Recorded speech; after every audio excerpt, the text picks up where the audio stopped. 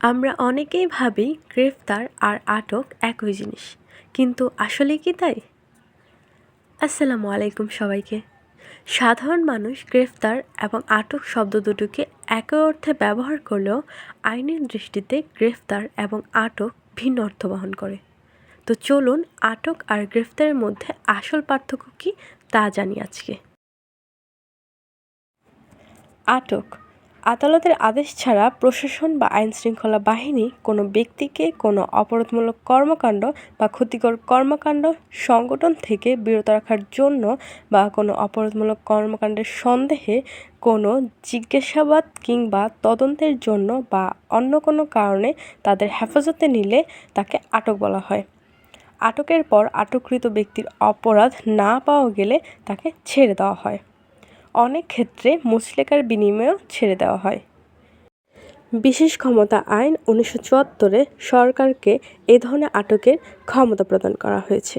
এই আইনে বলা হয়েছে, কালোবাজারি, মজুতদারি, চোরা কারবার, অপরাধমূলক কাজ, অন্তর্ঘাতমূলক কাজ, সংরক্ষিত এলাকায় বিনা অনুমতিতে প্রবেশ, জাল টাকা ছাপানো বা প্রচলন বা বিনিময় করা, খাদ্যদ্রব্য, ওষুধ প্রসাধনী নকল বা ভেজাল করা, নিষিদ্ধ সংগঠনে কাজ করা, বন্ধু রাষ্ট্রের সাথে সম্পর্ক নষ্ট করা বা নষ্ট করার চেষ্টা করা এবং জাতীয় নিরাপত্তায় বিঘ্ন করা বা বিঘ্ন করার চেষ্টা করা ইত্যাদি ক্ষেত্রে এই আইন প্রয়োগের মাধ্যমে আটক করতে পারে সরকার।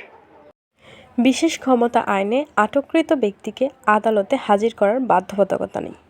সরকার গঠিত উপদেষ্টা পরিষদে হাজির করাতে হয়।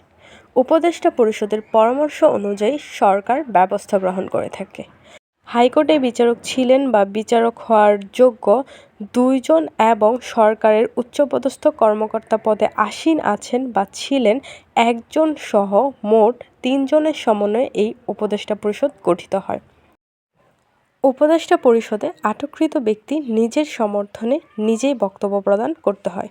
আইনজীবী নিয়োগ করা যায় না। তবে এই আইনে বিচারের জন্য জেলা ও দায়রা জজের সমমর্যাদার বিশেষ ট্রাইব্যুনালও আছে।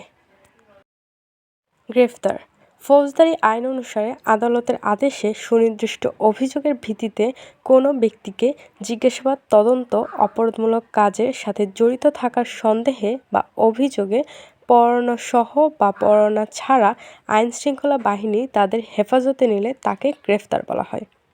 ফৌজদারি আইনে কাউকে গ্রেফতার করা হলে 24 ঘন্টার মধ্যে আদালতে হাজির করতে হয়।